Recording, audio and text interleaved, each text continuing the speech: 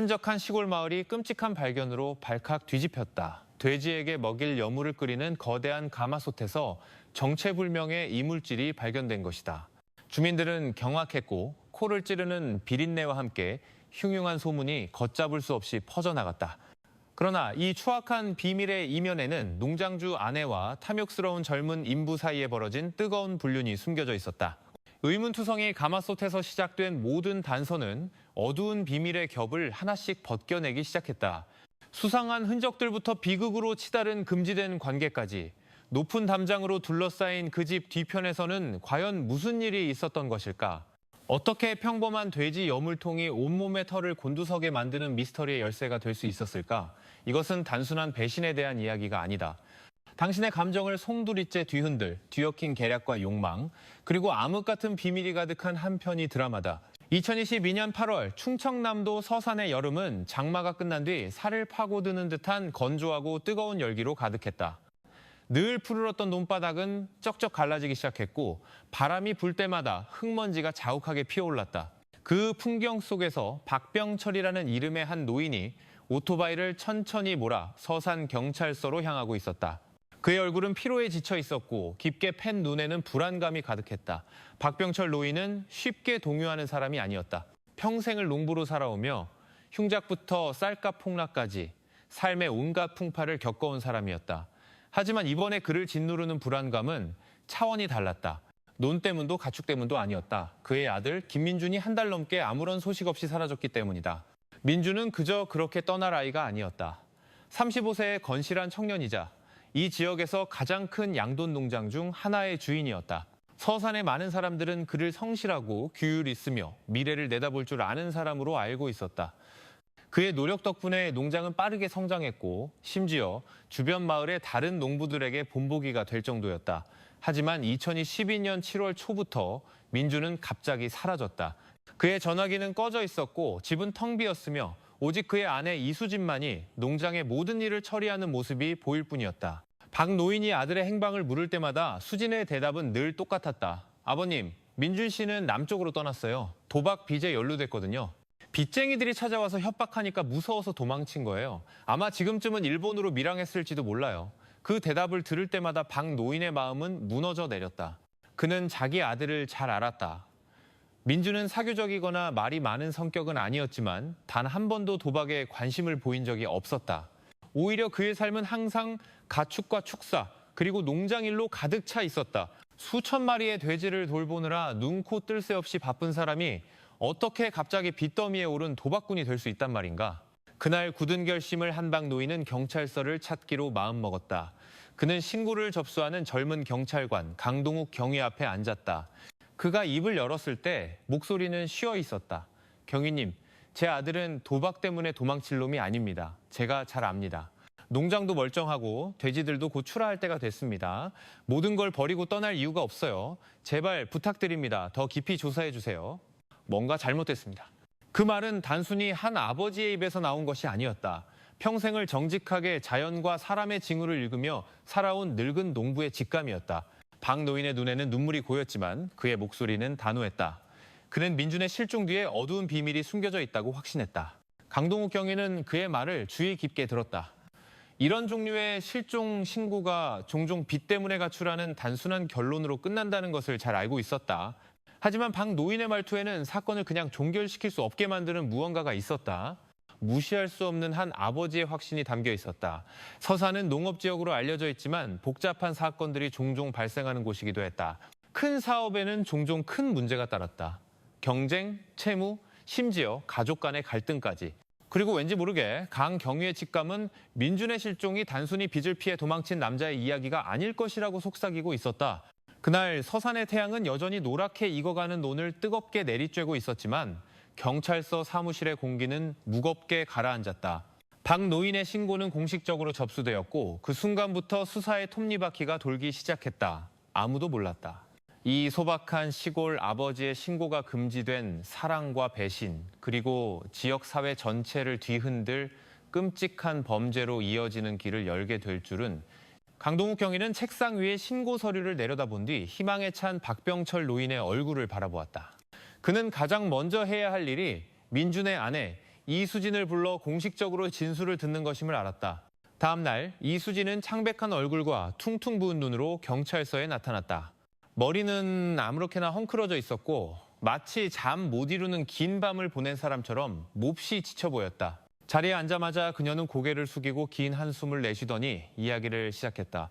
남편은 떠난 지 한 달이 넘었어요. 그녀는 나지막이 말했다.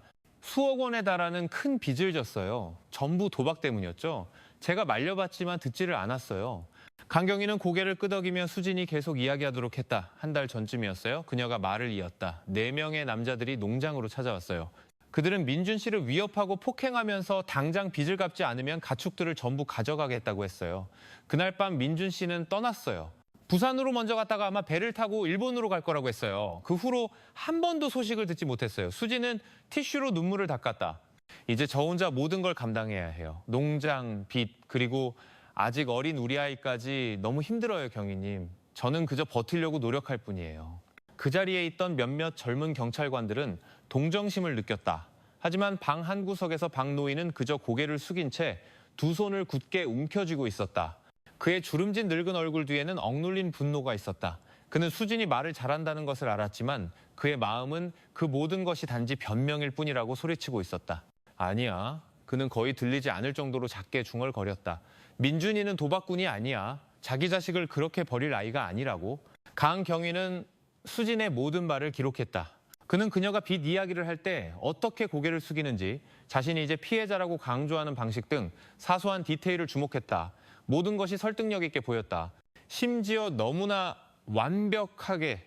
진술이 끝나고 수진은 돌아가도 좋다는 허락을 받았다. 조사실 문이 닫히자마자 박노인이 수사관의 책상으로 다가왔다. 그의 목소리는 떨렸지만 눈은 확신으로 불타고 있었다. 강경희님, 그가 말했다. 제발 저 말을 그대로 믿지 마세요. 제 아들은 그런 사람이 아닙니다. 어릴 때부터 지금까지 저는 그 녀석의 성품을 압니다. 고집은 좀 세지만 화투짝 한 번 잡아본 적 없는 놈이에요. 그 놈은 일밖에 모릅니다. 만약 문제가 있다면 절대 빚 때문은 아닐 겁니다. 강경희는 노인을 깊이 응시했다.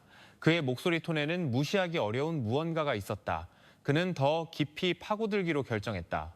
며칠 후 강경희는 2명의 부하와 함께 서산 외곽에 있는 민준의 농장을 직접 찾아갔다. 농장은 넓었고 철조망으로 둘러싸여 있었으며 수십 개의 돼지우리가 깔끔하게 줄지어 있었다. 밖에서 보기에는 번창하는 곳처럼 보였다. 살찐 돼지들은 건강해 보였고 그들의 울음소리는 길가까지 울려 퍼졌다. 주인이 큰 빚에 시달리고 있다고 상상하기 어려웠다. 마당에서 수지는 몇몇 인부들에게 지시를 내리고 있었다. 그녀의 얼굴은 지쳐 보였지만 여전히 혼자서도 굳건히 설 수 있는 강인한 여성의 모습을 보이려 애쓰고 있었다. 그녀 옆에는 허름한 티셔츠와 반바지를 입은 건장한 체격의 남자가 서 있었다. 최강호. 그녀의 말에 따르면 가장 충실하다는 인부 중 한 명이었다. 이쪽은 강호 씨예요. 수진이 소개했다. 민준 씨가 떠난 후로 저를 가장 많이 도와주고 있어요. 이 사람이 없었다면 어떻게 버텼을지 모르겠어요. 강호는 경찰들을 향해 정중하게 고개를 숙인 뒤 희미하게 미소 지었다. 저희는 그저 도울 뿐입니다. 사모님께서 혼자 모든 걸 감당하셔야 하니 안타까워서요. 저희 인부들은 할 수 있는 만큼 돕고 싶습니다. 강경희는 그들의 상호작용을 면밀히 관찰했다. 무언가 어색했다. 강호가 너무 가까이 서 있는 방식, 마치 방패가 되려는 듯 수진의 말에 재빨리 끼어드는 모습. 하지만 현재로서는 아무런 증거도 없었다. 잠시 이야기를 나눈 후 경찰 일행은 자리를 떴다. 경찰서로 돌아가는 차 안에서 팀원 중 한 명이 말했다. 만약 김민준 씨가 정말 빚 때문에 도망쳤다면 왜 농장은 아직도 정상적으로 운영되는 걸까요? 제가 본 바로는 돼지들도 건강하고 축사도 잘 관리되고 있었습니다. 망해가는 사업장처럼 보이지 않았어요. 강경희는 고개를 끄덕였다. 맞아. 그리고 또 한 가지, 이수진의 이야기는 너무 완벽해. 심지어 일본까지 언급하는 디테일은 마치 미리 준비된 것 같아. 네. 그리고 최강호는 보통의 인부치고는 너무 충성스럽고 말이 많아. 뒷좌석에서 듣고 있던 박노인이 긴 한숨을 내쉬었다. 제가 뭐라고 했습니까? 무언가 숨기고 있는 겁니다. 제발 찾기를 멈추지 말아주세요. 그 말은 강경희의 결심을 더욱 굳혔다. 그는 명백한 증거는 없지만 이 사건을 단순히 도박빚으로 인한 실종으로 종결할 수 없다는 것을 알았다. 철조망과 돼지우리 너머에는 더 어두운 무언가가 폭로되기를 기다리는 무언가가 있었다. 그리고 그들 모두가 깨닫지 못하는 사이 긴 밤의 그림자는 금지된 사랑과 서산의 가문보다 더 잔인한 배신의 어두운 비밀을 곧 드러낼 것이었다. 서산에 해가 뉘엿뉘엿 저물어갈 무렵 강동욱 경위는 사무실에 앉아 막 정리한 서류 뭉치를 바라보고 있었다. 서류에는 이수진의 진술, 박병철 노인의 신고서, 그리고 농장 방문 결과 보고서가 담겨 있었다.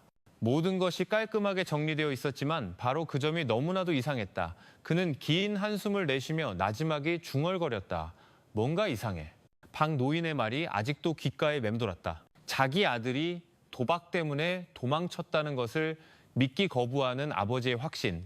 그것은 단순한 논리가 아니라 평생의 경험에서 우러나온 믿음이었다. 반면 이수진의 지나치게 상세한 이야기는 강경위에게 오히려 의심을 증폭시켰다. 너무 일관성 있는 이야기는 보통 무언가를 숨기고 있기 마련이다. 다음날 아침 강경위는 자신의 소규모 팀을 회의실에 모았다. 형사 4명이 참석했고 그중에는 강력팀에 새로 배치된 젊은 대원 2명도 포함되어 있었다. 화이트보드에 강경위는 몇 가지 핵심 사항을 적었다. 김민준 1달 이상 실종, 아내 이수진, 남편이 도박 빚으로 도망쳤다고 주장, 농장은 정상 운영, 인부 최강호, 지나치게 눈에 띈. 그는 마커로 최강호라는 이름을 가리켰다. 이 점이 나를 가장 거슬리게 해. 그의 태도는 마치 이수진의 보호자 같아. 그가 단지 인부라면 왜 그렇게까지 가까운 거지? 젊은 형사 한 명이 조심스럽게 의견을 냈다. 팀장님, 어쩌면 정말 충성심이 강한 사람일 수도 있습니다. 혼자 남은 이수진 씨를 안타깝게 여겨서 그럴 수도 있고요. 강경위는 희미하게 고개를 끄덕였다. 그럴 수도 있지. 하지만 내 경험상 과도한 충성심은 드물어. 항상 그 뒤에는 이유가 있기 마련이지. 특히 젊은 여자가 갑자기 남편에게 버림받았을 때는 더욱더. 회의실은 조용해졌다. 모두가 강경위의 지시를 기다렸다. 그는 마커 뚜껑을 닫고 단호하게 말했다. 오늘 밤부터 비밀 감시를 시작한다. 나는 그 철조망 뒤에서 정말 무슨 일이 벌어지고 있는지 알고 싶어. 전략적 위치에 팀을 배치한다. 인부들을 포함해 아무도 알아채서는 안 돼. 명심해. 우리는 단순히 실종자를 찾는 게 아닐지도 몰라. 어쩌면 더 심각한 무언가와 마주하고 있는지도. 그날 밤 4명의 형사가 농장에서 약 1km에 떨어진 공터로 향했다. 그곳은 덤불이 무성한 흙더미가 있어 숨기에 충분했다. 그들은 작은 검은색 텐트를 치고 나무잎으로 위장했다. 야간 투시경을 이용해 그들은 본체, 축사, 심지어 인부들의 숙소까지 거의 모든 지역을 감시할 수 있었다. 처음 며칠은 지루했다. 아침부터 밤까지 그들이 본 것은 평범한 일상뿐이었다. 이수진은 아침에 일어나 지시를 내리고 사료 구매를 관리했다. 최강호는 축사에서 무거운 포대를 나르며 열심히 일했고 다른 인부들은 지시를 따랐다. 모든 것이 정상적으로 보였다. 심지어 팀원 중 일부는 의심하기 시작했다. 아마 정말 김민준이 빚 때문에 도망친 게 맞을지도 모릅니다. 젊은 형사 중 1명이 무전기로 속삭였다. 시간 낭비만 하는 것 같습니다. 하지만 매일 밤 보고를 기다리는 강경위는 여전히 확신에 차 있었다. 인내심을 가져. 인간의 본 모습은 종종 밤에 아무도 보고 있지 않다고 느낄 때 드러나는 법이야. 그리고 2주차 감시 5일째 밤에 마침내 무언가 일어났다. 밤 11시경 농장은 고요해졌고 숙소의 불도 꺼졌다. 귀뚜라미 소리만이 들려왔다. 숙소의 작은 문 뒤에서 건장한 체격의 남자가 나타났다. 최강호였다. 그는 좌우를 살피며 안전을 확인한 뒤 본체 쪽으로 빠르게 걸어갔다. 형사들은 숨을 죽였다. 야간 투시경이 그의 모든 움직임을 쫓았다. 집 뒤편에 도착하자 나무 문이 안에서 조용히 열렸다. 한 여인의 형체가 나타났다. 이수진이었다. 그녀는 마당을 한번 훑어본 뒤 재빨리 강호를 안으로 끌어들였다. 문이 다시 닫혔다. 모든 형사들은 서로를 쳐다보았다. 더 이상의 의심은 없었다. 그 후 며칠 밤 동안 그 패턴은 계속 반복되었다. 강호는 항상 조용히 빠져나와 수진의 집으로 들어갔고 새벽이 가까워져서야 돌아왔다. 사진과 영상 보고서가 강경위의 책상 위에 놓였을 때 그는 오랫동안 침묵했다. 그의 마음은 무거웠다. 놀라서가 아니라 그의 예감이 증명되었기 때문이었다. 이제 명확해졌군. 그가 마침내 말했다. 도박빚 이야기는 단지 위장이었어. 만약 김민준이 정말 도망쳤다면 왜 그의 아내가 그렇게 빨리 인부와 가까워질 수 있었겠어? 나는 민준이 서산을 떠난 적이 없다고 의심돼. 이 사실을 전해 듣기 위해 불려온 박 노인은 2 손으로 얼굴을 감쌌다. 눈물이 떨어졌지만 더 이상 혼란이 아닌 비통함이었다. 제가 말했잖아요. 내 아들은 처자식을 버릴 놈이 아니라고. 그들이 분명 무언가 알고 있을 겁니다. 강경위는 노인의 어깨를 두드렸다. 진정하세요, 아버님. 저희가 계속 진실을 찾아내겠습니다. 하지만 물리적 증거 없이는 그들을 고발할 수 없습니다. 우리가 가진 것은 아직 금지된 관계뿐입니다. 그것만으로는 부족해요. 밤은 깊어지고 서산은 고요함에 잠겼다. 마른 논에서 들려오는 귀뚜라미 소리만이 들릴 뿐이었다. 하지만 그 고요함 뒤에는 거대한 비밀이 서서히 드러나고 있었다. 강경위는 다음 단계가 더 대담해야 한다는 것을 깨달았다. 이수진과 최강호의 부적절한 관계는 더 큰 미스터리로 향하는 작은 문에 불과했다. 김민주는 대체 어디에 있는가? 그는 맹세했다. 이 가뭄이 끝나기 전에 진실은 반드시 밝혀져야 한다. 그것이 아무리 어둡고 참혹할지라도. 그날 아침 서산경찰서의 회의실은 평소보다 더 팽팽한 긴장감에 휩싸여 있었다. 강동욱 경위는 책상 위에 흩어져 있는 여러 장의 사진을 누려보았다. 비밀 감시로 얻어낸 사진들이었다. 한밤중에 숙소에서 빠져나오는 최강호의 그림자, 안에서 열리는 본체의 문, 그리고 그를 안으로 끌어들이는 이수진의 실루엣. 모든 증거는 한 가지 사실, 즉 금지된 관계를 명확하게 보여주고 있었다.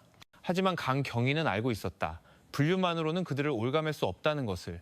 민준이 떠난 것이 아니라 희생되었을지도 모른다는 증거를 찾아야 해. 그게 없으면 우린 근거 없이 비난만 할 뿐이야. 그는 나지막하지만 단호하게 말했다. 젊은 형사 중 한 명인 박 형사가 손을 들었다. 팀장님, 그렇다면 집과 축사를 수색하는 건 어떻습니까? 혹시 혈흔이나 민준 씨의 소지품이 나올지도 모릅니다. 강경위는 화이트보드에 마커를 누르며 고개를 저었다. 그렇게 함부로 할 수 없어. 합법적인 명분이 필요해. 그렇지 않으면 그들이 우리를 불법 침입으로 고소할 수 있고 이 사건은 무너질 수 있어. 그들이 의심하지 못하게 들어갈 방법을 찾아야 해. 그는 잠시 멈췄다가 화이트보드에 가축 위생이라는 단어를 썼다. 최근 충청도 일부 지역에서 돼지 질병 문제가 있어서 우리가 가축위생방역지원본부 팀으로 위장해서 접근하면 어떨까? 축사를 점검하고 물과 흙 샘플을 채취하고 심지어 사료 조리실까지 볼 수 있어. 그건 공식적인 명분이야. 그들은 거절할 수 없어. 팀원들은 서로를 쳐다본 뒤 고개를 끄덕였다. 그 아이디어는 합리적이었고 심지어 기발했다. 며칠 후 가축위생방역지원본부 로고가 붙은 차 한 대가 농장문 앞에 멈춰섰다. 3명의 형사가 현장 작업복을 입고 서류철과 샘플 상자를 든 채 내렸다. 이수진은 그들을 맞이하며 어색한 표정을 지었다. 안녕하십니까, 사모님. 형사 중 한 명이 친절하게 인사했다. 저희는 가축위생방역지원본부에서 나왔습니다. 돼지 축사와 사료에 대한 정기 점검 프로그램이 있어서요.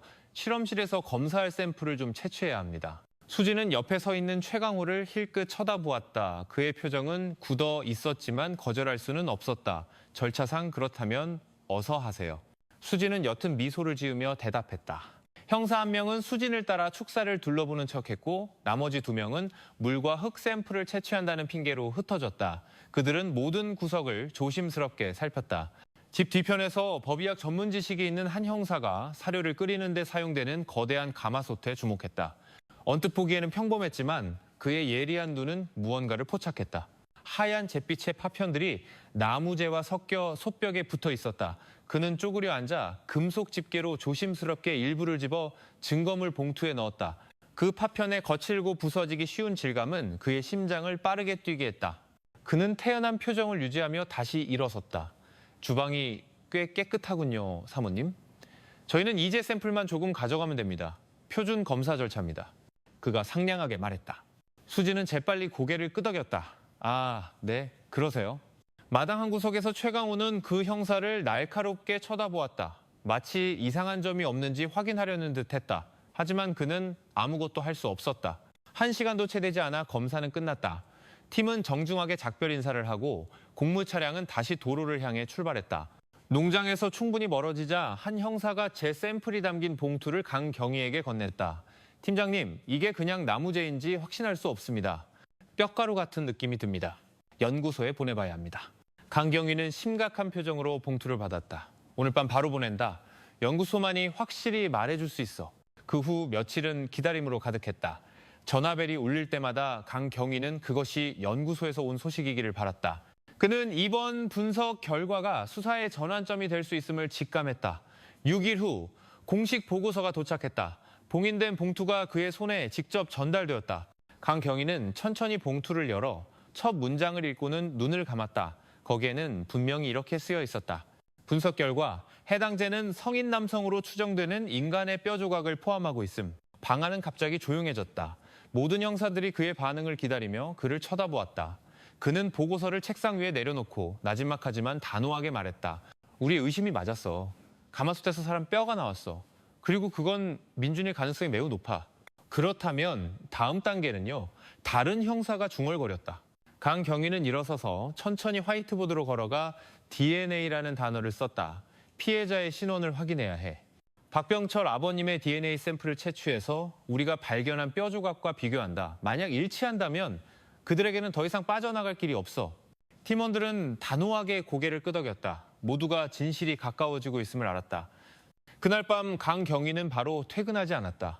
그는 사무실에 혼자 앉아 이전에 박 노인이 참고 자료로 제출했던 민준의 가족 사진을 바라보았다. 사진 속에서 민준은 어린 아들을 껴안고 순수하게 웃고 있었다. 강경희는 단순한 임무 이상의 도덕적 책임감을 느꼈다. 편히 쉬게 민준 씨, 그가 속삭였다. 우리가 무슨 일이 있었는지 반드시 밝혀내고 당신을 배신한 자들은 대가를 치르게 될 거야. 밖에서는 서산의 가문 바람이 흙먼지를 실어 날랐지만 강경희의 마음속에는 결의가 더욱 굳어지고 있었다. 증거는 확보되었다. 다음 단계는 신원을 확인하고 범죄자들에게 법의 그물을 던지는 것이었다. 그날 오후 서산의 공기는 건조하고 먼지투성이었다. 자신의 사무실에서 강동욱 경위는 법의학 연구소에서 온 봉인된 흰 봉투를 응시했다. 봉투를 열 때 그의 손이 미세하게 떨렸고 그는 주의 깊게 내용을 읽었다. 결과는 명확했다. 사료 가마솥에서 발견된 뼈 조각의 DNA가 박병철 노인의 혈액 샘플과 완벽하게 일치했다. 더 이상의 의심은 없었다. 그 죄는 김민준의 것이었다. 강경희는 보고서를 덮었다. 그의 얼굴은 어두웠다. 그는 이 소식이 한 아버지의 마음을 산산조각 낼 것이라는 것을 알았다. 몇 분 후 박 노인이 불려왔다. 그는 맞은편 의자에 앉아 초조한 눈빛으로 기다렸다. 아버님, 강경희의 목소리는 낮았다. 연구소 결과가 나왔습니다. 그 뼈 조각은 민준 씨의 것이 맞습니다. 삼가조의를 표합니다. 박 노인은 멍하니 허공을 응시하며 굳어버렸다. 그의 입술이 떨렸고 이내 억누를 수 없는 눈물이 흘러내렸다. 그는 주먹을 꽉 쥐고 나지막이 말했다. 예상했지만 직접 들으니 심장이 찢어지는 것 같구나. 내 아들이 자기 집에서 살해당했다니. 잠시 침묵이 흐른 뒤 그는 젖은 눈으로 강경희를 바라보았다. 경희님, 제발 저들을 그냥 두지 마세요. 민준이는 정의를 찾아야 합니다. 강경희는 정중하게 고개를 숙였다. 진정하십시오, 아버님. 이 증거로 우리는 강력한 기반을 갖게 되었습니다. 이제 그들을 잡을 시간입니다. 그날 저녁 강경희는 핵심팀을 회의실에 모았다. 그는 화이트보드에 큰 글씨로 체포 작전이라고 썼다. 피해자의 신원은 명확해졌고 이제 초점은 범인에게 맞춰졌다. 그는 차분하게 설명했다. 그들이 함께 있을 때 체포한다. 서로 발뺌할 수 없게. 그 순간이 두 사람에게 가장 취약한 순간일 거야. 작전은 세밀하게 짜였다. 농장을 빈틈없이 포위하고 모든 출구를 차단한 뒤 최강호가 본체에 있는 것이 확인되는 순간 체포를 실행하기로 했다. 작전의 밤이 왔다. 희미한 초승달이 하늘에 걸려 있었고 공기는 뼈를 애는 듯 차가웠다. 검은 옷을 입은 10여 명의 경찰들이 숲속 오솔길을 통해 소리 없이 움직였다. 그들의 발걸음은 고요했다. 감시 초소에서 보고가 들어왔다. 타겟 1시간 이상 본체 내부에 있음. 강경희는 신호를 보냈다. 병력은 즉시 위치를 잡았다. 일부는 정문을 지키고 일부는 뒷길을 막았으며 나머지는 축사 주변에 흩어졌다. 짧은 신호 후 집의 앞문과 뒷문이 동시에 부서졌다. 나무 깨지는 소리가 정적을 갈랐다. 경찰들이 안으로 뛰어들어가 손전등을 켜고 방을 하나씩 수색했다. 2층에서 그들은 잠긴 침실문 앞에서 멈췄다. 강경희가 신호를 보내자 강력한 발차기로 문이 부서져 열렸다. 손전등 불빛이 안을 비췄다.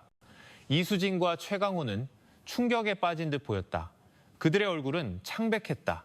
수진은 비명을 지르며 이불을 잡아 몸을 가렸고 강호는 자신들은 무죄라고 소리치려 했다.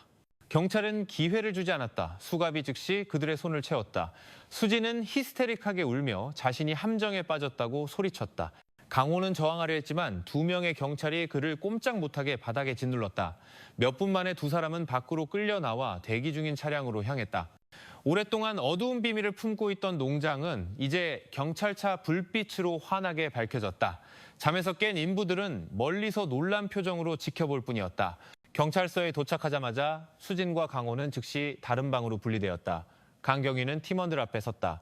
그의 목소리는 단호했다. 이제 우리에겐 모든 것이 있다. DNA 결과, 불륜의 증거, 그리고 현장 체포까지 남은 것은 단 하나, 자백이다. 그는 기록판을 날카롭게 쳐다본 뒤 덧붙였다. 심리전을 펼칠 거다.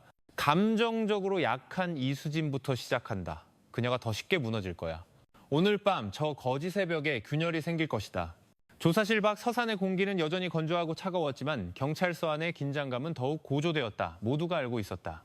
신문 과정이 김민준의 운명에 대한 가장 어두운 진실로 향하는 문을 열게 될 것이라는 것을. 서산경찰서 조사실의 하얀 형광등이 창백한 벽을 비추며 분위기를 더욱 무겁게 만들었다. 쇠 의자에 앉은 이수진은 기진맥진한 모습이었다. 머리는 헝클어져 있었고 눈은 부어 있었으며 손목에는 여전히 수갑이 채워져 있었다. 그녀는 한때 마을 사람들이 알던 그 여인의 그림자 같았다. 강동욱 경위가 두꺼운 서류철을 손에 들고 차분한 걸음으로 들어왔다. 그는 테이블 맞은편에 앉아 몇 초간 말없이 수진을 응시했다. 그 침묵이 공기를 더욱 무겁게 짓눌렀다. 이수진 씨, 그가 마침내 입을 열었다. 목소리는 깊고 단호했다. 왜 여기 있는지 알겠죠? 우리는 추측하는 게 아닙니다. 증거를 가지고 있어요. 내가 당신에게서 필요한 건 단 하나, 진실입니다. 수진은 긴 한숨을 내쉬고는 떨리는 목소리로 말했다. 경위님, 전 결백해요. 전 단지 남편에게 버림받은 아내일 뿐이에요. 민주 씨는 빚 때문에 떠났고 저는 아이와 농장 모든 걸 혼자 돌봐야 했어요. 제가 강호 씨와 가까워졌다면 그건 단지 도움이 필요했기 때문이에요. 그녀의 목소리는 떨렸지만 눈은 여전히 허점을 찾으려는 듯 똑바로 쳐다보려 했었다. 강경위는 서류철을 여러 감시 중에 찍은 흑백 사진을 꺼냈다. 그는 그것을 테이블 위에 놓고 수진 쪽으로 밀었다. 사진에는 최강호가 한밤중에 본체로 들어가 새벽녘에 나오는 모습이 선명하게 찍혀 있었다.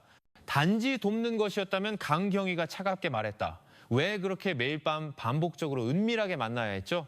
수진의 얼굴이 창백해졌다. 그녀의 입술이 움직였지만 아무 소리도 나오지 않았다. 마침내 그녀가 속삭였다. 그는 단지 제 곁에 있어줬을 뿐이에요. 혼자 있는 게 무서워서. 강경위는 손가락으로 테이블을 두드렸다. 연극은 그만하시죠. 우린 당신과 최강호 사이에 관계가 있다는 걸 압니다. 그녀의 어깨가 축 처졌지만 그녀는 여전히 버티려 애썼다. 저는 민준 씨에 대해 아무것도 몰라요. 그는 그냥 떠났어요. 그게 다예요. 강경위는 다른 서류, 이번에는 법의학연구소의 보고서를 꺼냈다. 그는 무미건조한 목소리로 읽어내려갔다. 당신 농장의 사료 가마솥에서 나온 뼈 조각을 검사했습니다. DNA가 박병철 아버님의 혈액과 일치합니다. 그 말은 김민주는 도망친 적이 없다는 뜻입니다. 김민주는 죽었고 그의 시신은 당신 집에서 불태워졌습니다. 수지는 두 손으로 입을 막았다. 그녀의 눈은 커졌고 몸은 심하게 떨리기 시작했다. 그녀는 반복해서 중얼거렸다. 아니야. 강경위는 몸을 앞으로 숙였다. 이건 추측이 아니야. 이수진 씨, 과학입니다. 내 질문은 간단해요. 이 일에서 당신의 역할은 뭐였죠? 몇 분간 수진의 가쁜 숨소리만 들렸다. 그녀는 고개를 숙이고 손가락으로 테이블을 꽉 쥐었다. 마침내 거의 들리지 않는 목소리로 그녀가 말했다.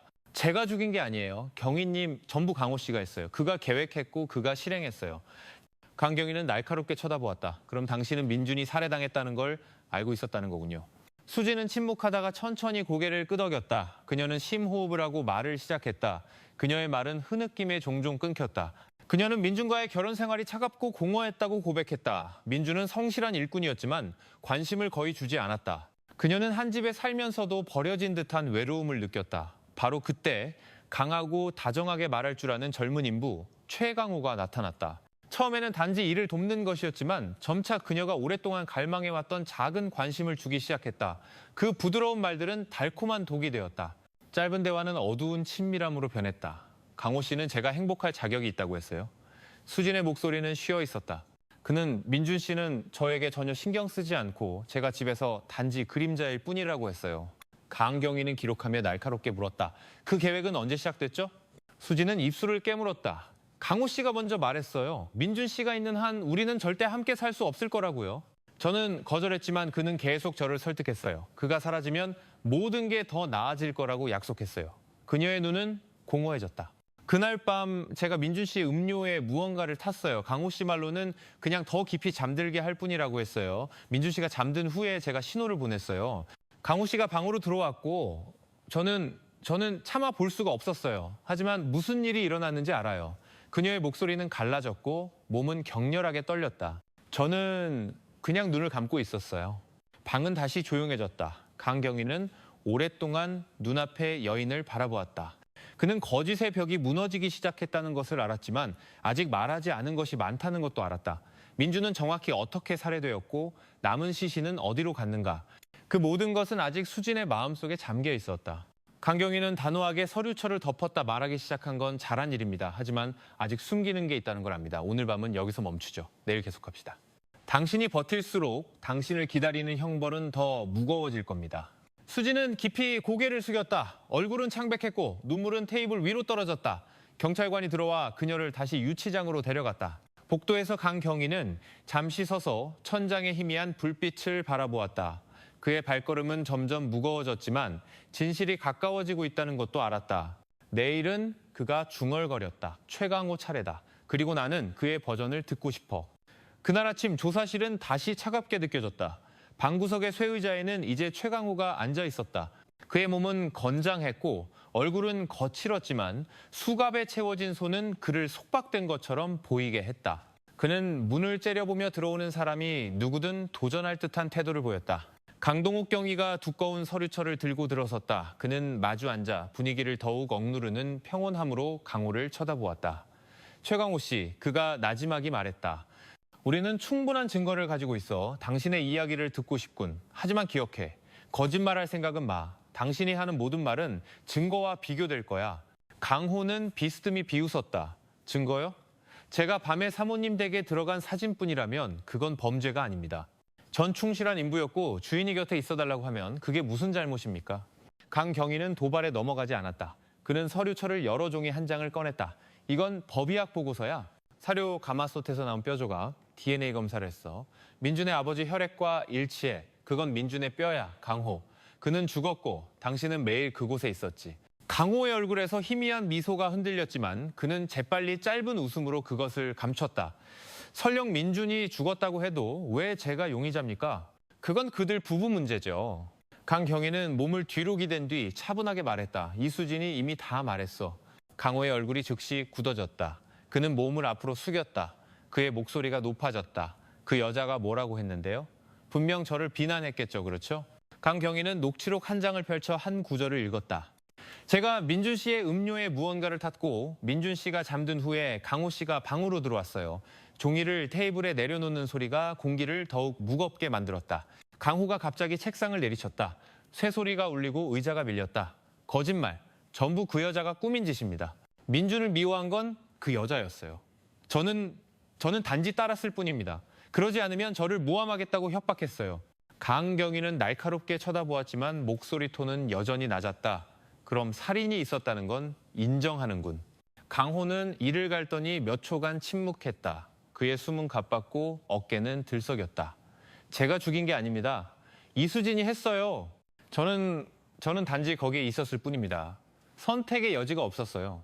강경희는 시선을 떼지 않았다. 정말 선택의 여지가 없었다면 왜 그 후에도 계속 머물렀지? 왜 매일 밤 그 여자 집에서 잤어? 왜 계속 그녀 곁에 있었냐고.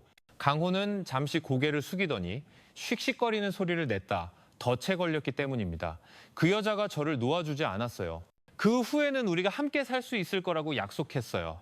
제가 바보였죠, 경희님. 제가 믿었어요. 그 목소리는 더 이상 도전적인 톤이 아니었다. 분노와 절망이 섞여 있었다. 그날 밤 일을 말해봐. 강경희가 압박했다. 강호는 침을 삼킨 뒤 천천히 입을 열었다. 이수진이 음료를 준비했어요.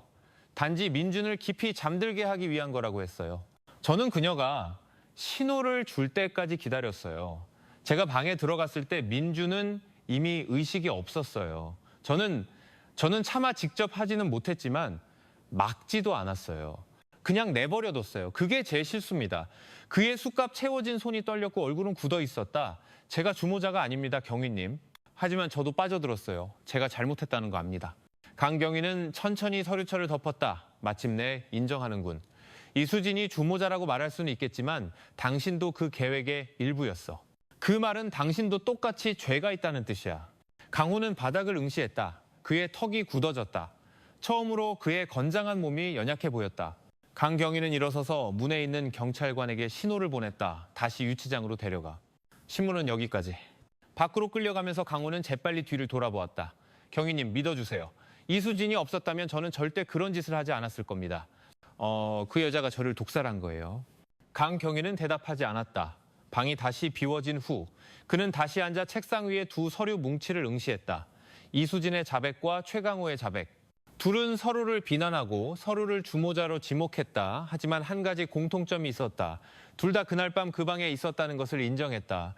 강경위는 잠시 눈을 감았다가 중얼거렸다. 완전한 진실은 아직 나오지 않았어. 가장 어두운 부분은 아직 잠겨 있어. 그들이 민준의 시신을 어떻게 처리했는가. 그는 단호하게 서류를 덮었다. 그의 머릿속에는 이미 다음 신문이 그려져 있었다. 그날 밤 서산경찰서 조사실은 다시 고요했다. 천장에 형광등이 창백한 벽에 차가운 빛을 반사하고 있었다. 쇠 의자에 앉은 이수진은 지친 얼굴이었다. 눈은 붉었지만 이번에는 눈물이 많지 않았다. 마치 먼 과거를 응시하는 듯한 공허한 시선만이 있었다. 강동욱 경위가 눈앞에 두꺼운 서류철을 펼쳤다. 그는 잠시 수진을 바라본 뒤 말했다. 이수진 씨, 당신은 민준이 살해당했다는 걸 안다고 자백했어. 하지만 우리는 그 후에 무슨 일이 있었는지 아직 몰라. 시신은 어디에 있지? 수진은 무릎 위에서 두 손을 굳게 맞잡았다. 그녀의 몸이 약간 떨렸다. 저는 확실히 몰라요, 경위님. 그 모든 건 강호 씨가 처리했어요. 강경위는 천천히 고개를 저었다. 거짓말은 반복하지 마. 우리는 사료 가마솥에서 뼈가루를 발견했어. 그건 민준의 시신이 당신 집에서 처리되었다는 증거야. 나는 진실이 필요해. 수진의 목소리는 갈라지고 쉬어 있었다. 더 이상 흐느낌이 아니었다. 저는 일부만 봤어요. 민준 씨가 움직이지 않게 된 후에 강호 씨가 그의 몸을 뒤쪽 주방으로 끌고 갔어요.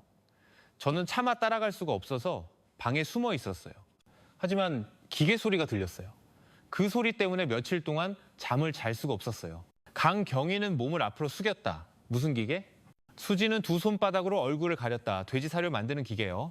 그는 그게 모든 걸 흔적 없이 사라지게 하는 방법이라고 했어요. 방은 고요해졌다. 그 문장은 무겁게 내려앉았고 기록하던 젊은 형사들은 잠시 침묵했다. 강경위는 그녀를 뚫어지게 쳐다보았다. 당신이 직접 봤나? 수지는 고개를 저었다. 그녀의 목소리는 거의 속삭임에 가까웠다. 아니요. 하지만 그 후에 색깔이 다른 사료가 담긴 통을 봤어요. 강호 씨는 제가 알 필요 없다고 했어요. 제가 조용히 있으면 우리의 삶을 새로 시작할 수 있을 거라고 했어요. 강경위는 깊은 숨을 내쉬고는 경찰관에게 수진을 다시 감방으로 데려가라고 신호를 보냈다. 그는 이 진술이 최강호의 버전과 즉시 대조되어야 한다는 것을 알았다. 몇 시간 후 최강호가 들어왔다.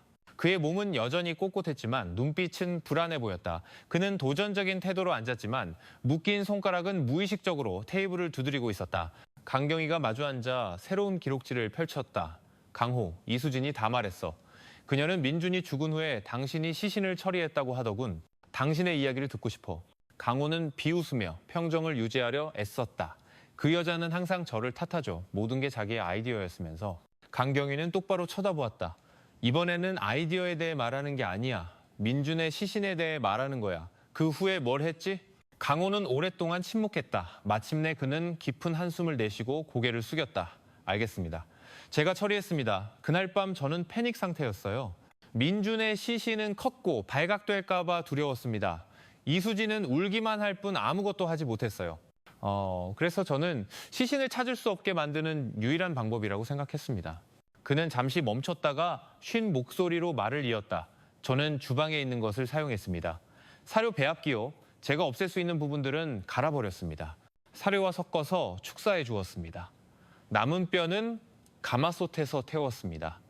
그러고 나면 아무것도 남지 않을 거라고 생각했습니다. 방은 더욱 무겁게 느껴졌다. 아무도 소리내지 않았고 오직 형사의 펜이 빠르게 기록하는 소리만 들렸다. 강경위는 손가락으로 테이블을 두드렸다. 그의 목소리는 단호했다. 당신의 자백이 당신이 단지 살인의 일부가 아니라 한 인간의 시신을 모독했다는 것을 의미한다는 걸 알고 있나? 그건 큰 죄야, 강호. 강호는 고개를 숙였다. 그의 턱이 굳어졌고 얼굴은 창백했다. 알고 있습니다, 경위님. 하지만 저는 이미 너무 깊이 빠졌습니다. 이수진은 그게 우리가 자유로워질 수 있는 유일한 방법이라고 했어요. 저는 믿었던 제가 바보였습니다. 강경위는 단호한 움직임으로 서류철을 덮었다. 이수진을 탓할 수는 있겠지만 사실은 당신 스스로가 그 일을 했다고 자백한 거야. 법이 너희 각자의 역할을 판단할 것이다. 그리고 믿어라. 아무도 이 진실에서 도망칠 수는 없어. 강호는 대답하지 않았다. 그의 시선은 운명에 체념한 듯 공허했다. 조사실문이 다시 닫힌 후 강경위는 오랫동안 앉아 두 서류 뭉치를 응시했다. 하나는 이수진의 자백, 다른 하나는 최강호의 자백. 서로를 비난하는 두 이야기였지만 결국 한 지점으로 귀결되었다. 그들 둘 다 연루되었고 둘 다 죄가 있었다. 그는 서류철을 덮고 일어섰다. 그날 밤 그는 검찰에 공식 보고서를 작성하기로 결정했다. 모든 증거, 모든 자백이 완비되었다. 다음 단계는 더 이상 신문이 아니라 법정에서의 법적 절차였다. 밖에서는 가뭄 바람이 흙먼지를 실어 날랐지만 경찰서 안에서 강경위는 약간의 안도감을 느꼈다. 어두운 미스터리는 풀렸다. 이제 정의가 말할 차례였다. 마지막 신문 후 몇 주가 지나 수사 기록은 공식적으로 검찰에 송치되었다. 연구소 결과, 감시 사진, 그리고 두 용의자의 자백이 담긴 두꺼운 서류철은 마침내 판사의 책상에 도착했다. 김민준 살인 사건은 공식적으로 재판에 회부되었고 서사는 갑자기 발칵 뒤집혔다. 지역 언론은 큰 글씨로 서산 양돈 농장 비극, 아내와 인부가 피고인으로라고 보도했다. 기자들이 몰려들었고 민준이 살던 작은 마을은 더 이상 조용하지 않았다. 한때 민준의 가족을 성실한 가정으로 보았던 지역 주민들은 이제 그저 고개를 저을 뿐이었다. 이수진 씨가 그렇게까지 할 줄은 몰랐네? 한 이웃이 침울한 얼굴로 말했다.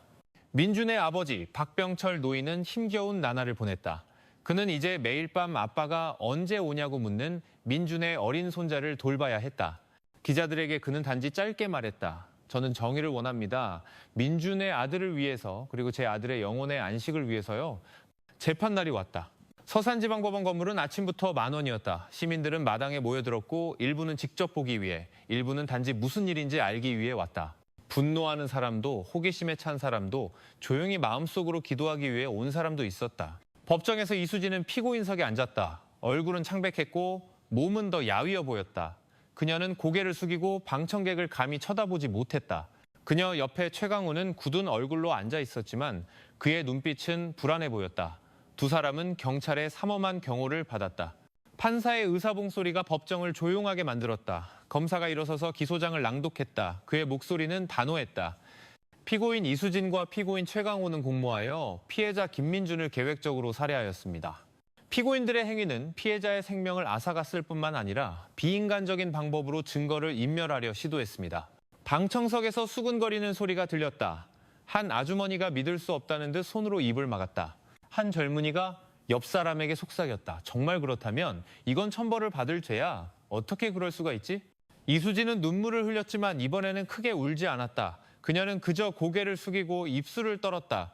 진술 기회가 주어지자 그녀는 거의 들리지 않는 목소리로 말했다. 재판장님, 후회합니다. 제가 잠시 미쳤었나 봅니다. 반면 최강호는 달랐다. 그는 턱을 치켜들고 자신을 변호하는 어조로 말했다. 저는 강요당했습니다. 모든 계획은 저 여자에게서 나왔습니다. 저는 살해할 의도가 전혀 없었습니다. 판사가 의사봉을 한번 두드렸다. 이 법정은 서로를 비난하는 자리가 아닙니다. 모든 것은 증거와 증언에 따라 판단될 것입니다. 차례로 증인들이 불려 나왔다. 한 이웃은 마지막으로 농장에서 건강한 민준을 보았다고 증언했다. 법의학 전문가는 DNA 분석 결과를 쉬운 언어로 설명했다. 사료 가마솥에서 발견된 뼈 조각은 피해자 가족의 DNA와 일치합니다. 의심의 여지 없이 그것은 김민준 씨의 것입니다. 프로젝터 화면에 감시 결과 사진이 표시되었다. 한밤중에 숙소에서 나와 본체로 들어가는 최강호의 모습. 법정 분위기는 다시 소란스러워졌다. 시민들은 수군거렸고 일부는 최강호를 날카롭게 쳐다보았으며 일부는 소름 끼치는 감정에 고개를 숙였다. 박 노인은 방청석에 앉아 있었다. 그의 얼굴은 내적인 상처로 가득했다. 전문가 증인이 말할 때 그는 눈을 감고 무릎을 꽉 쥐었다. 옆에 있던 친척이 그의 어깨를 감싸며 진정시키려 애썼다. 재판은 오후까지 계속되었고 판사는 마침내 다음 주 검사의 구형을 듣기 위해 휴정을 선언했다. 재판은 속행될 것이며 다음 기일에는 구형이 있을 예정입니다. 그가 의사봉을 두드리며 말했다. 재판이 끝나자마자 건물 밖의 분위기는 폭발했다. 기자들이 검사와 변호인을 애워쌌다. 시민들은 서로 의견을 나눴다. 중형을 요구하는 사람도 있었고 연민에 차 고개를 젓는 사람도 있었다. 민준 씨 아들이 불쌍해. 한 아주머니가 슬픈 목소리로 말했다. 아빠를 잃고 이제 엄마마저 돌아올 수 없게 생겼으니. 한편 호송차 안에서 이수진은 조용히 흐느꼈다. 우리 아들 보고 싶어. 그녀가 속삭였지만 쇠문은 굳게 닫혔다. 최강호는 그녀 옆에 텅 빈 얼굴로 앉아 말없이 앞만 응시했다. 그날 밤 강경위는 여전히 사무실에 있었다. 그의 책상 위에는 재판 서류, 사진, 그리고 신문 기록이 쌓여 있었다. 그는 긴 한숨을 내쉬었다. 이제 경찰의 임무는 거의 끝났다. 바통은 검사와 판사의 손에 넘어갔다. 하지만 그는 이 사건이 아직 완전히 끝난 것이 아님을 알았다. 다음 재판은 두 사람에게 어떤 형벌이 마땅한지를 결정할 것이다. 그들은 한 가정을 파괴하고 사회를 불안하게 했다. 창밖으로 가뭄의 먼지가 날리고 있었다. 강경위의 마음속에서 그는 이미 밝혀진 진실이 합당한 정의로 마무리될 수 있기를 기도했다. 그날 아침 서산지방법원 마당은 새벽부터 만원이었다. 시민들은 무리를 지어서 있었고 일부는 엄중 처벌과 김민준을 위한 정의라고 쓰인 플래카드를 들고 있었다. 경찰은 질서를 유지하기 위해 정문을 지켰다. 법정 안의 긴장감은 더욱 짙었다. 이수진은 피고인석에 앉아 창백한 얼굴로 자신을 진정시키려는 듯 간간히 심호흡을 했다. 그녀 옆에 최강호는 턱을 굳힌 채 앞을 똑바로 응시했다. 판사의 의사봉 소리가 법정을 조용하게 만들었다. 오늘 재판은 검사의 구형으로 시작하겠습니다. 검사가 일어서서 두꺼운 서류철을 펼쳤다. 그의 목소리는 단호하고 확고했다.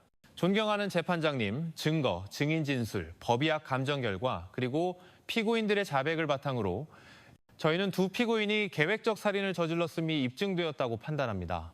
두 사람의 역할은 달랐지만 목표는 피해자 김민준을 제거하는 것으로 동일했습니다. 그는 잠시 말을 멈추고 피고인들을 쳐다보았다. 피해자에게 직접적인 가해 행위를 하고 시신을 유기하려 한 피고인 최강호에 대해 무기징역을 구형합니다. 법정에서 수군거리는 소리가 들렸다. 몇몇 시민들은 동의하며 고개를 끄덕였고 다른 이들은 분노에 찬 목소리로 속삭였다. 검사는 계속했다. 범행을 계획하고 길을 열어주었으며 범죄를 은폐하는 역할을 한 피고인 이수진에 대해 징역 20년을 구형합니다. 피고인에게는 부양해야 할 어린 자녀가 있다는 점을 참작했습니다. 법정 분위기는 더욱 뜨거워졌다. 한 젊은이가 20년은 너무 가볍다고 소리칠 뻔했지만 경찰에 의해 즉시 제지되었다. 박 노인은 침울한 얼굴로 방청석에 앉아 있었다. 그의 눈에는 눈물이 고였지만 그는 그저 고개를 숙이고 어떤 선고든 받아들일 준비를 했다.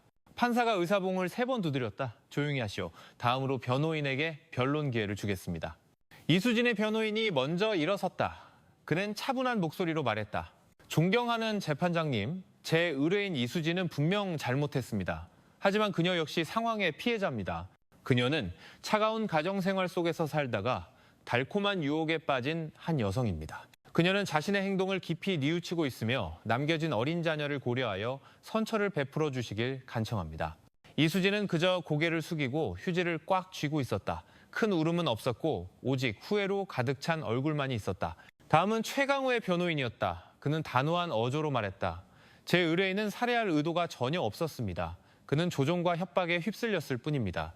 모든 계획은 이수진에게서 나왔습니다. 재판장님께서 그 동기가 없었다면 최강호는 연루되지 않았을 것이라는 사실을 고려해 주시길 바랍니다. 최강호는 재빨리 고개를 끄덕이며 마치 자신이 단지 유혹의 희생자임을 강조하려는 듯 날카로운 눈으로 판사를 쳐다보았다. 판사는 무표정한 얼굴로 들었다. 모든 변론은 기록되었습니다. 판결은 다음 재판에서 선고될 것입니다. 휴정합니다. 의사봉이 두드려졌고 법정은 갑자기 소란스러워졌다. 건물 밖의 분위기는 더욱 뜨거웠다. 기다리던 시민들은 구형 소식을 듣자마자 즉각 반응했다. 동의하며 환호하는 사람도 있었고 실망하며 소리치는 사람도 있었다. 몇몇 사람들은 구석에서 함께 기도하며 판사가 공정한 판결을 내리기를 간청했다. 한 아주머니가 어린아이를 안고 속삭였다. 박 노인 손자가 불쌍해. 부디 강한 아이로 자라길. 기자들은 검사와 변호사를 쫓아 달려갔다. 마이크가 향하고 카메라가 터졌다. 모두가 구형이 낭독된 후에 코멘트를 듣고 싶어 했다. 한편 박 노인은 휘청이는 걸음으로 건물 밖으로 나왔다. 기자들이 다가와 마이크를 들이댔다. 노인은 카메라를 똑바로 쳐다보았다. 그의 목소리는 무거웠지만 분명했다. 제 아들 민준이는 착한 사람이었습니다. 그렇게 죽어서는 안 됐습니다. 저는 단지 정의를 원합니다. 모든 것을 판사님께 맡기겠습니다. 그날 밤 강경위는 사무실에 앉아 있었다. 그의 책상 위에는 이제 신문 서류가 아닌 판결 선고 공판의 증인으로 출석하라는 법원의 공식 소환장이 놓여 있었다. 그는 오랫동안 그 문서를 바라보다가 중얼거렸다. 내일은 더 이상 수사에 관한 것이 아니야. 내일은 정의가 이 모든 상처에 어떻게 답하는지에 관한 것이야. 강경위는 서류를 덮고 일어서서 밖으로 나섰다. 밖에서는 여전히 가문 바람이 옅은 먼지를 실어 날랐지만 그의 마음속에는 한 가지 확신이 있었다. 내일은 결정의 날이 될 것이라고. 그날 서산지방법원은 도시 전체의 관심의 중심이 되었다. 아침부터 건물 마당은 시민들로 가득 찼다. 일부는 배신자에게 중형을 이라는 플래카드를 들고 서 있었고 일부는 그저 긴장된 얼굴로 지켜볼 뿐이었다. 지역 언론부터 중앙 언론까지 기자들이 참석했고 그들의 카메라는 모든 구석을 비췄다. 박병철 노인은 무거운 걸음으로 도착했다. 그의 손에는 민준의 액자가 들려 있었다. 얼굴은 지쳐 있었지만 그의 눈에는 굳건함이 있었다. 그는 오늘이 오랫동안 기다려온 대답의 날이라는 것을 알았다. 법정 안에서 이수진과 최강호는 피고인석에 앉았다. 이수진은 평범한 스카프를 두르고 있었고 얼굴은 창백했으며 손가락은 이미 축축한 휴지를 쥐어짰다.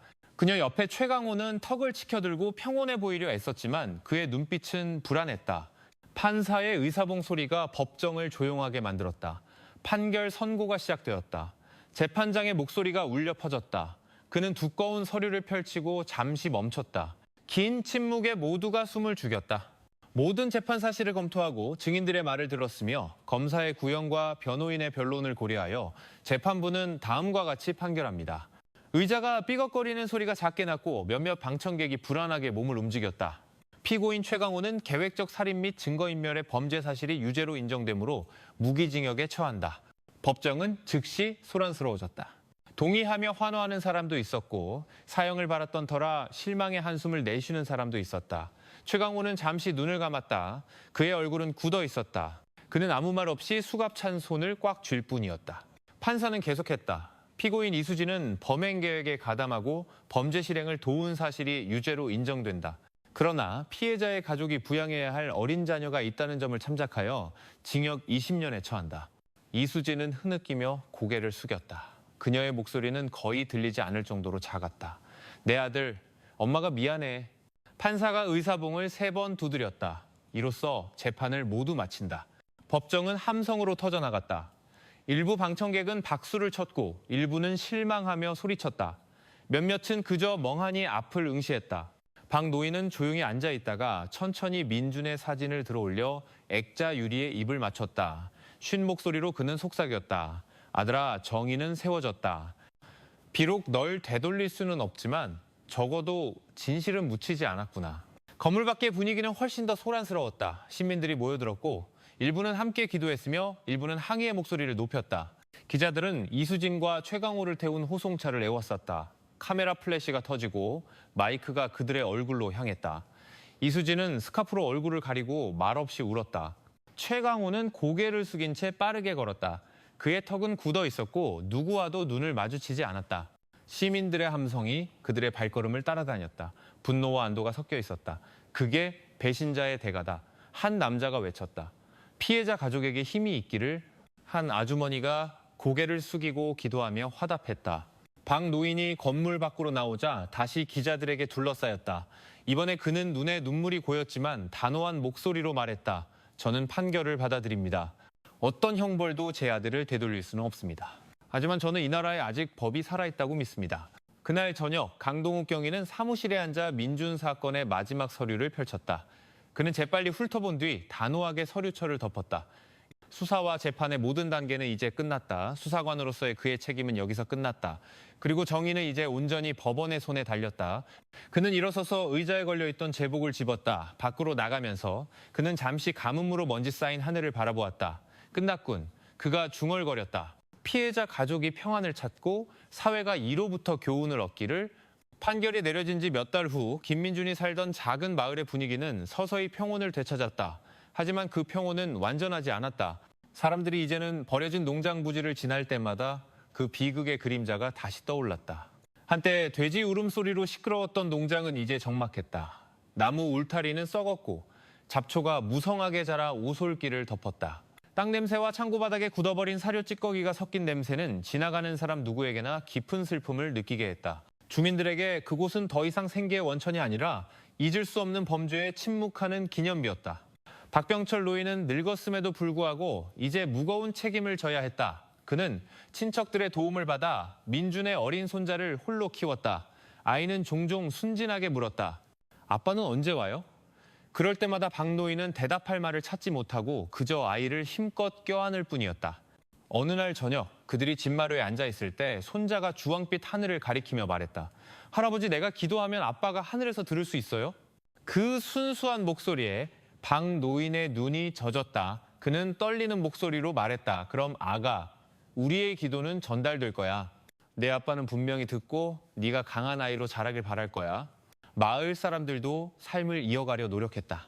몇몇 주민들은 농장 주변의 논을 다시 경작하기 시작했지만 여전히 본체 건물에 너무 가까이 가기는 꺼려했다. 그곳은 피로 더러워졌어. 한마을 어르신이 말했다. 하지만 주변 땅은 여전히 경작해야지. 삶은 계속되어야 하니까. 한편 이수진과 최강우에 대한 소식은 전국 언론에서 서서히 사라졌다. 하지만 서산에서는 그들의 이름이 여전히 화제였다. 이수진은 여자교도소에서 형을 살았고 최강우는 무기수로 교도소에 수감되었다. 가끔 그들에 대한 작은 소식이 들려왔지만 사람들은 더 이상 크게 신경 쓰지 않았다. 계속해서 이야기되는 것은 민준의 아들의 운명이었다. 몇 차례 사회단체에서 도움을 주러 왔고 그 아이에 대한 기사를 쓰는 기자들도 있었다. 기사는 그를 어른들의 야망과 욕망의 무고한 희생자로 묘사했다. 이제 다른 사건을 맡게 된 강동욱 경위는 가끔 기자나 동료로부터 서산 비극에 대한 소식을 전해 들었다. 그에게 그 사건은 단순한 범죄 기록이 아니라 모든 서류 뒤에는 인간이 있고 가정이 있으며 파괴된 삶이 있다는 것을 상기시켜주는 존재였다. 어느 날 밤 강 경위는 민준의 100일 추모제에 참석하기 위해 마을의 초대를 받았다. 마을 회관에서 주민들은 함께 모여 기도를 드리고 가족에게 애도를 표했다. 박 노인은 앞줄에 앉아 있었고 손자는 그의 무릎에 앉아 있었다. 강 경위가 말할 차례가 되자 그는 일어서서 차분한 목소리로 말했다. 이 사건은 아무리 교묘한 범죄라도 결국에는 드러난다는 것을 보여줍니다. 하지만 그 이상으로 우리는 가정 내에서의 신뢰가 가장 중요한 방패라는 것을 배웁니다. 그 방패가 무너질 때 파멸은 한 사람에게만 닥치는 것이 아니라 가족 전체와 사회에 닥칩니다. 주민들은 경건하게 들었고 몇몇은 고개를 숙이며 자신의 가족을 떠올렸다. 행사가 끝난 후 강 경위는 박 노인에게 다가갔다.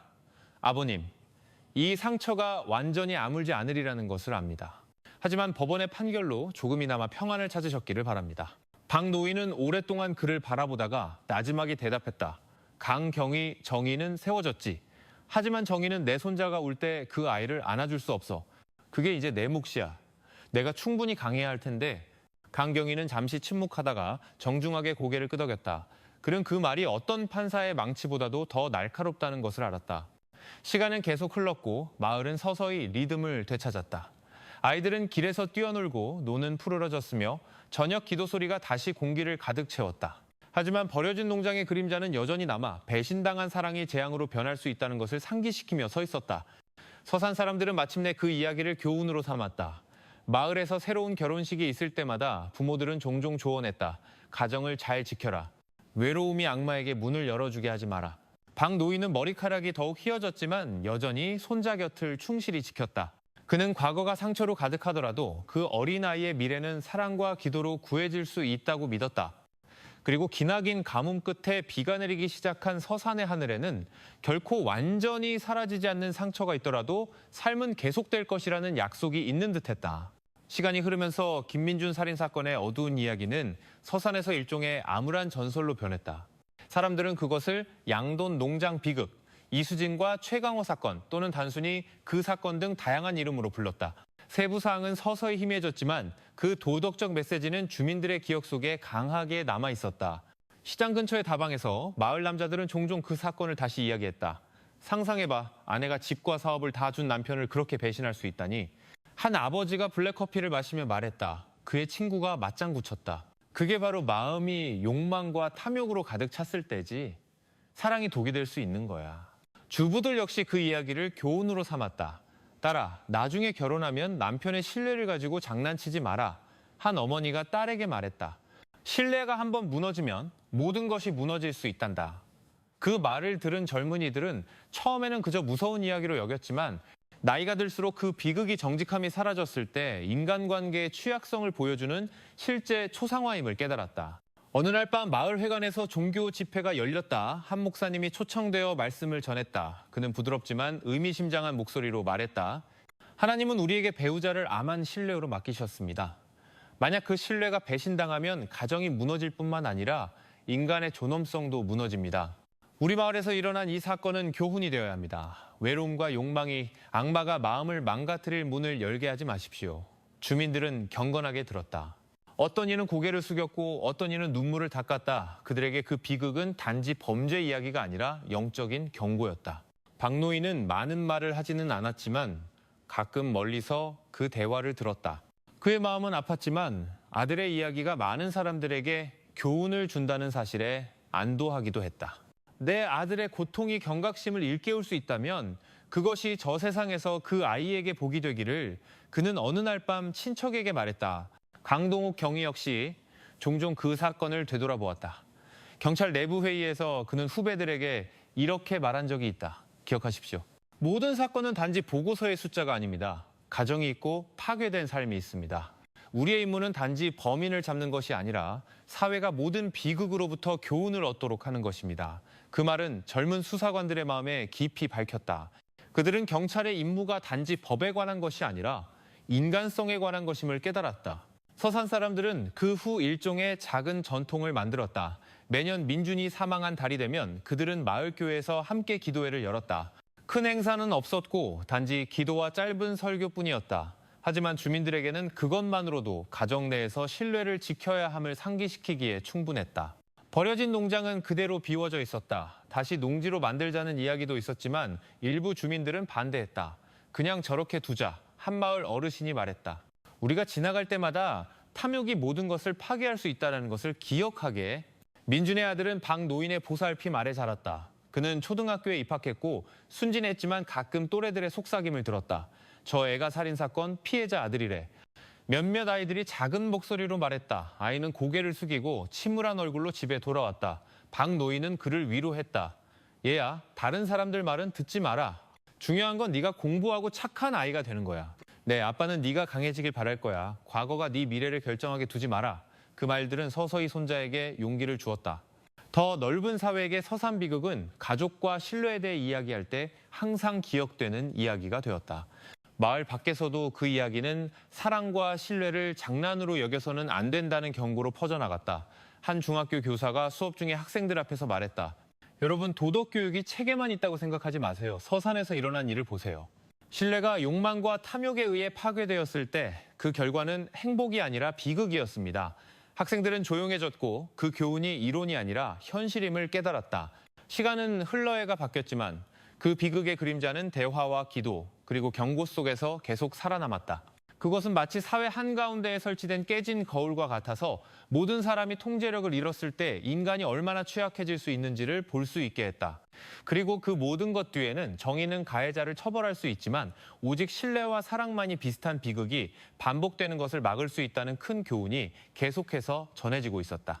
서산의 밤은 고요했지만 많은 사람들의 마음속에는 여전히 비극의 그림자가 남아 있었다. 매년 8월이 되면 김민준에 대한 기억이 다시 떠올랐다. 가족에게 그 다른 상실의 달이었고 사회에게는 경고의 달, 큰 실수로부터 배우는 달이었다. 박병철 노인은 집 마루에 앉아 있었다. 그의 머리카락은 더욱 휘어졌고 몸은 더 약해졌지만 그의 책임감은 결코 줄어들지 않았다.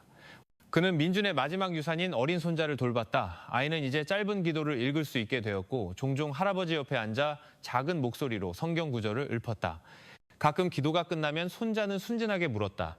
할아버지, 왜 사람들은 아직도 아빠 이야기를 좋아해요? 박노인은 씁쓸하게 웃었다. 네 아빠가 좋은 사람이었기 때문이란다, 아가. 좋은 사람은 비록 세상에 없어도 항상 기억되는 법이지. 그리고 또 사람들이 네 아빠에게 닥친 일로부터 배우고 싶어 하기 때문이기도 해. 마을 사람들도 마치 그 비극을 집단적인 교훈으로 삼기로 합의한 듯 했다. 젊은 부부가 결혼할 때마다 부모들은 항상 진지한 어조로 조언했다. 이수진과 최강호 사건을 기억해라. 절대 사랑이 배신으로 변하게 두지 마라. 신뢰는 가정의 기초야. 그것 없이는 모든 것이 무너질 수 있어. 그 이야기는 종교 모임, 학교, 심지어 논두렁에서의 소박한 대화에까지 이르렀다. 두려움도 있었지만 사회가 교훈을 얻을 수 있다는 것에 대한 감사함도 있었다. 강동욱 경위는 이제 다른 도시에서 근무했지만 종종 서산 주민들로부터 민준을 추모하는 기도회에 참석해달라는 초대를 받았다. 그가 돌아올 때마다 그는 따뜻하게 환영받았다. 강경위 덕분입니다. 주민들이 말했다. 당신의 굳건함이 아니었다면 진실은 결코 밝혀지지 않았을지도 모릅니다. 어느 날 마을 교회에서의 소박한 추모 예배가 끝난 후 강경위는 방 노인과 단둘이 앉았다. 밤바람이 부드럽게 불어와 젖은 흙냄새를 실어날랐다. 아버님, 강경위가 말했다. 저는 항상 이 사건이 단지 경찰의 임무가 아니었다고 느낍니다. 이것은 또한 마음의 임무였습니다. 만약 제가 그때 아버님의 직감을 따르지 않았다면 아마 이 사건은 해결되지 않았을 겁니다. 방 노인은 그를 바라보았다. 그의 늙은 눈에 눈물이 고였다. 그런 말 말게 젊은이, 사람의 마음을 움직이는 건 하나님이야. 자네의 임무는 단지 실행하는 것이었고 자네는 그걸 잘 해냈어. 두 사람은 오랫동안 침묵했고 멀리서 들려오는 귀뚜라미 소리만이 그들을 동반했다. 한편 버려진 농장은 그 비극의 조용한 상징으로 남아 있었다. 잡초는 무성하게 자랐고 목조 건물은 썩었으며 문은 녹슬었다. 몇 번 철거하자는 이야기가 있었지만 일부 주민들은 반대했다. 그냥 저렇게 두자. 한마을 어르신이 말했다. 우리 후손들이 저곳이 한때 욕망과 배신의 증인이었다는 것을 알게. 일부 젊은이들에게 그 농장은 성스러운 장소처럼 여겨졌다. 그들은 밤에는 접근하기를 꺼려했고 마치 민준의 영혼에 시달릴까 두려워하는 듯했다. 하지만 노인들에게는 그것은 가정의 파괴가 사회에 더 넓은 파괴를 가져올 수 있다는 실제적인 경고였다. 학교에서 교사들은 종종 도덕과 정직의 중요성을 이야기할 때 그 이야기를 실제 사례로 사용했다. 여러분, 한 교사가 말했다. 탐욕이 방치되면 어떻게 되는지 보세요. 민주는 목숨을 잃었고 그의 가족은 파괴되었으며 한 마을 전체가 수치를 당했습니다. 여러분은 마음을 지키는 법을 배워야 합니다. 그 말에 학생들은 조용해졌다. 그들은 그 비극이 동화가 아니라 현실이며 바로 그들의 마을에서 일어났다는 것을 깨달았다. 시간은 계속 흘렀지만 박 노인에게 그 상처는 여전히 느껴졌다. 그 상처는 그의 모든 숨결에 달라붙어 있었다. 하지만 그는 또한 삶이 계속되어야 한다는 것을 깨달았다. 그는 손자에게 글 읽는 법, 벼 심는 법, 그리고 진심으로 기도하는 법을 가르쳤다. 네 엄마를 미워하지 마라. 박 노인이 어느 날 밤 말했다. 비록 자신의 마음은 여전히 아팠지만 그녀는 큰 잘못을 저질렀지만 여전히 네 엄마다. 그녀가 뉘우치고 용서받을 수 있도록 기도해 주렴. 그 말은 힘들게 나왔지만 그는 증오를 심는 것이 어린 손자에게 상처를 더할 뿐이라는 것을 알았다. 깊은 성찰은 강경위에게서도 나왔다. 한 경찰 포럼에서 그는 이렇게 말했다. 서산 사건은 우리 모두에게 경고입니다. 범죄는 갑자기 태어나지 않습니다. 그것은 작은 균열에서, 방치된 외로움에서, 덮어둔 거짓말에서 자라납니다. 만약 우리가 더 일찍 들을 수 있었다면 비극은 막을 수 있었을지도 모릅니다. 그 말은 긴 박수를 받았다. 젊은 수사관들은 단지 수사 기법뿐만 아니라 사회의 마음의 소리를 듣는 것에 대해서도 배웠다. 그리고 서산 자체에서 그 비극은 서서히 계승되는 일종의 도덕 이야기로 변했다. 아무도 그것을 반복하고 싶어 하지 않았지만 모두가 그것을 기억하기로 동의했다.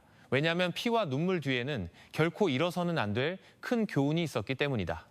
신뢰, 정직, 그리고 사랑은 반드시 지켜져야 할 기둥이며 그것 없이는 인간이 자신이 기르는 짐승보다 더 잔인해질 수 있다는 것을 서산의 밤이 천천히 내렸다. 가문 바람이 옅은 먼지를 실어 날랐지만 그 고요함 뒤에는 많은 사람들의 마음속에 결코 사라지지 않을 이야기가 남아 있었다. 자신의 가장 가까운 사람들에게 목숨을 빼앗긴 소박한 양돈 농부 김민준의 이야기. 그 비극은 단지 한 가정을 파괴한 것이 아니라 마을 전체를 뒤흔들었다. 그것은 상처와 함께 큰 교훈을 남겼다. 이 수준으로부터 사회는 방치된 외로움이 이성을 삼키는 심연으로 변할 수 있다는 것을 배웠다. 욕망과 배신이 공간을 얻었을 때 그것은 인간의 존엄성을 무너뜨릴 수 있었다. 최강으로부터 사람들은 탐욕과 마음의 약함이 사람을 눈멀게 할 수 있다는 것을 이해했다.